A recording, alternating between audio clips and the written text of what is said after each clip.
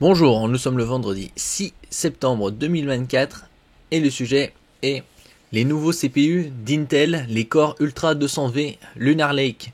Ils sont en concurrence avec les Snapdragon X Series et AMD Ryzen AI 300 qui tous ont une partie NPU pour Neural Processing Unit servant à l'intelligence artificielle et pour les PC Copilot+, puisque pour avoir le label Copilot+, il faut 16 Go de RAM, 256 Go de mémoire et un minimum de 40 TOPS pour 40 000 milliards d'opérations par seconde en ce qui concerne la partie NPU. N'oubliez pas de vous abonner pour plus de news sur le monde de la high-tech ainsi que les bons plans également sur mon Twitter. Et donc ces CPU viennent de débarquer début septembre, donc là on est début septembre, sur à peu près 80 références de différentes marques, que ce soit Acer, Asus, Dell, HP, Lenovo, LG, MSI et Samsung. Donc là, on aura au fil des jours, des semaines et des mois les environ 80 références sur le marché. On voit une comparaison ici entre à gauche Intel et à droite ARM et la compatibilité Best AI Software Compatibility sur 111 points testés, 99% de compatibilité pour Intel alors que pour ARM c'est 84. Et on va voir les références ainsi que les specs de ces CPU. Il y a 9 références qui vont de Intel Core Ultra 5 à Intel Core Ultra 9. Pour certains CPU, il y a très peu de différence, comme au niveau du 7 et du 9. Nous allons voir ça tout de suite. Comme on peut le voir là sur le tableau, ça, à gauche c'est les Ultra Core 9, le plus performant, et à droite le Ultra Core 5. Donc ils ont tous la même composition, 4 corps performants, donc ils ont une fréquence plus élevée, et 4 corps efficients, avec une cadence moindre. Et c'est tous la même composition, 4 plus 4. Au nombre de threads, il y en a 8. Au niveau du cache, ça va pour tout ce qui est Core Ultra 5, il y a 8 mégaoctets. Et pour les 7 haut de gamme et 9 ultra haut de gamme, c'est 12. On voit aussi une différence au niveau de la fréquence des corps performants au niveau du boost, qui est surtout similaire au niveau du 7 et du 9, 5 GHz, 5,1.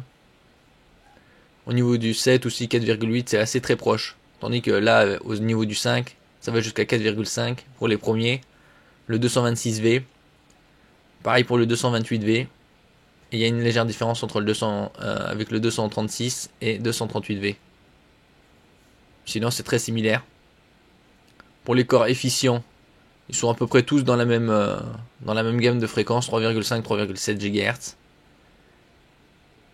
Et pour la partie graphique, évidemment, les Core Ultra 5 sont moins performants. Ça va jusqu'à 1,85 GHz, tandis que le 9, c'est 2,05.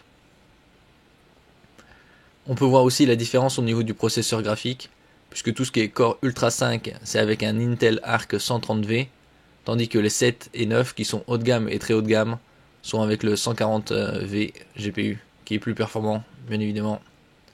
Au niveau de la connectique, c'est tous la même, que ce soit du Intel Core 5, 7 ou 9. 4 PCI Express Gen 5 ou Gen 4 pris en charge. Au niveau de la connectique USB, ça va jusqu'à 3 Thunderbolt 4 et bien évidemment les dernières normes Wi-Fi, Wi-Fi 7. En ce qui concerne la mémoire RAM, elle est intégrée au CPU. Elle est soit en 16, soit en 32 gigaoctets. Et c'est tous le même type de mémoire, de la LPD DDR5X, 8533 millions de transferts par seconde. LP c'est pour low power, donc économe en énergie. On voit que ce soit ici 16 gigaoctets ou 32 selon les modèles. Quasi tous les modèles ont ont une consommation de 8 watts minimum, et ça va jusqu'à 17 en ce qui concerne les 8 premiers, et seul le Ultra Core 9 commence à 17. De toute façon, c'est celui-là, c'est le haut de gamme, il se détache des autres, et avec une puissance jusqu'à 30 watts.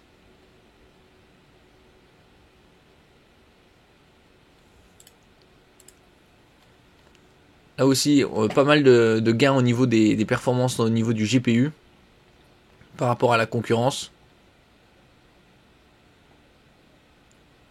Sur les jeux, Intel revendique des hausses pouvant atteindre 31% par rapport à l'iGPU de la génération précédente. Bien d'autres graphiques et tests sur la partie graphique et le reste de GPU ici. Donc là, on voit mieux ici.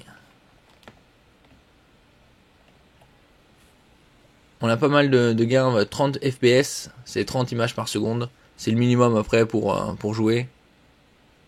Et on voit la différence avec la génération précédente, c'était Core Ultra 7 155. Là c'est les Core Ultra 200, donc 2 pour deuxième génération. Et sur certains jeux c'est plus flagrant que d'autres.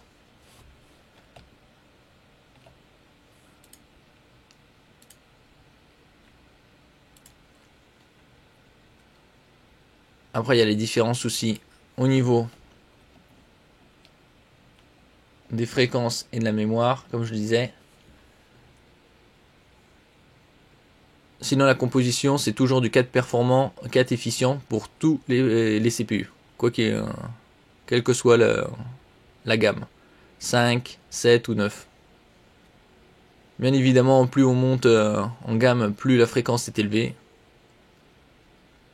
Les différences notables, c'est surtout aussi au niveau NPU, puisque même le Core Ultra 5 d'entrée de gamme a un minimum de 40 TOPS, donc suffisant pour être pour les PC Copilot+, puisque c'est le minimum 40 TOPS.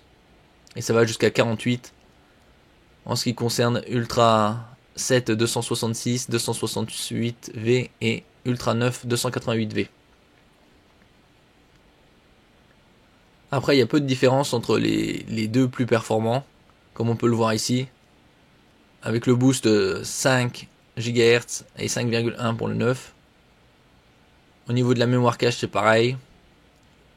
Une légère différence au niveau du GPU, au niveau de la fréquence, 2 GHz pour le 7, que ce soit 266V et 268V.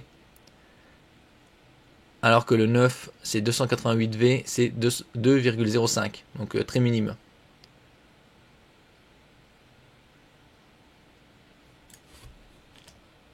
Ça, c'est les principales différences.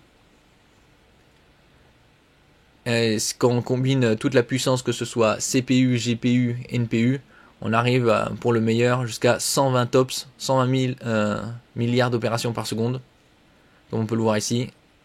GPU 67 TOPS, NPU 48 TOPS et CPU 5 TOPS. Bien sûr, les autres affichent une performance moindre en ce qui concerne Ultra 5. Dans tous les cas, c'est suffisant pour prétendre au Copilot+, puisque le seuil imposé par Microsoft est à 40 TOPS. Donc, comme je disais, même le premier entrée de gamme, Ultra Core 5 226V, fait partie du game. Ici, on a la connectique pris en charge par l'Intel. On voit ici 3 Thunderbolt 4. Donc, la nouvelle connectique aussi pour vidéo, DP pour DisplayPort 2.1, dernière norme, HDMI également 2.1. Pareil pour la connectique vidéo, Wi-Fi 7 et Bluetooth 5.4. La mémoire, ça reste toujours la même, puisque c'est de la LPDDR5X à 8533. Et ici, c'est les tops, que ce soit NPU 48 ou GPU 67. Au niveau de la connectique des ports USB, ça va jusqu'à 6 USB 2 ou 2 USB 3.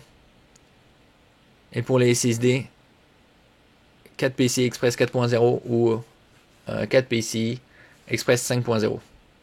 Le 5.0 est très rare encore sur le marché. On voit aussi un gain d'autonomie par rapport aux concurrents, que ce soit Qualcomm par exemple. La différence alors, au niveau de la batterie, c'est 18,4 heures pour le Qualcomm X1 80-100 et 20 heures pour le, par exemple, Ultra 9 288V, alors que la génération précédente c'était 14,2 pour le Intel Core Ultra 155H. Donc on voit un gain d'efficacité au niveau de la gestion énergétique, ce qui est toujours un positif bien sûr, puisque c'est des PC portables dont il s'agit. Là ici, il y a encore une autre comparaison au niveau de l'utilisation de la batterie sous différents softwares. Avec la comparaison ici au milieu Qualcomm X1 Elite 7800 et à droite AMD HX 370. On voit que c'est significatif.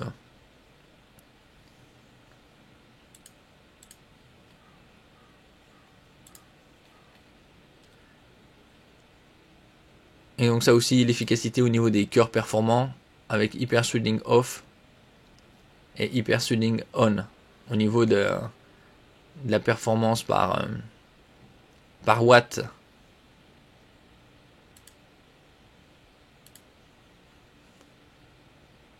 « 58% plus performant avec l'IA, comme on peut voir différents systèmes de IA danoise, upscaling et autres sections par rapport à la première génération et par rapport à la concurrence également de Qualcomm.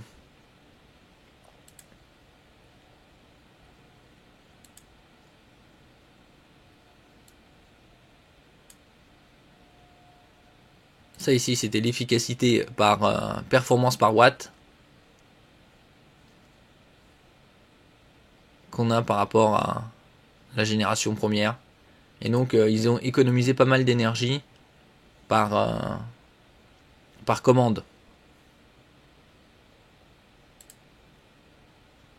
Ça c'est la structure interne en ce qui concerne la partie iGPU.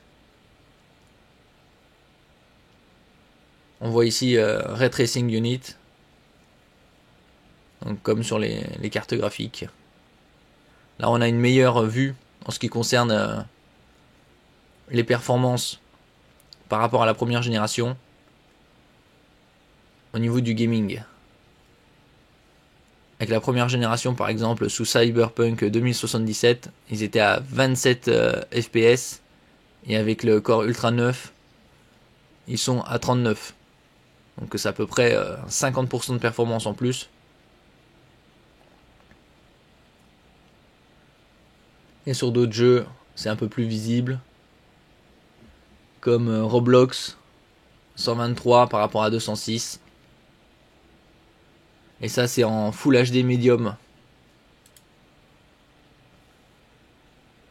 Ça c'était par rapport à la première génération Intel Ultra. Et ça c'est par rapport à Qualcomm. On voit qu'il y a sur certains jeux il n'y a pas de données. Et ça va jusqu'à 68% de différence. Et ici c'est AMD HX 300 avec la AMD Radeon 890M. Ça aussi il y a des différences notables, à part sur Fortnite, où c'est AMD HX 370 qui est plus performant. Et sur quelques autres jeux comme War Thunder, Rocket League.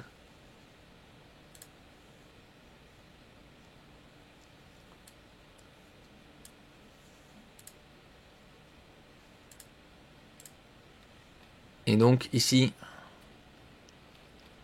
tous ces nouveaux laptops sont en train de sortir depuis le 3 septembre.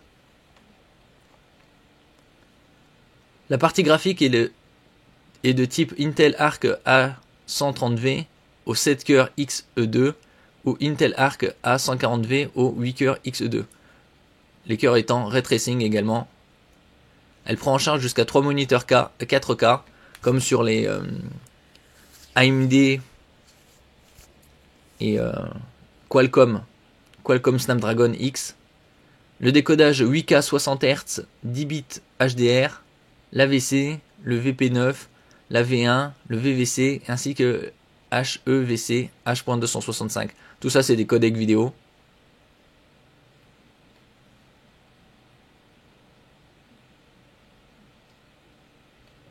Et ici, on a le tableau des performances et des différences par rapport aux autres CPU. Il y en a 9.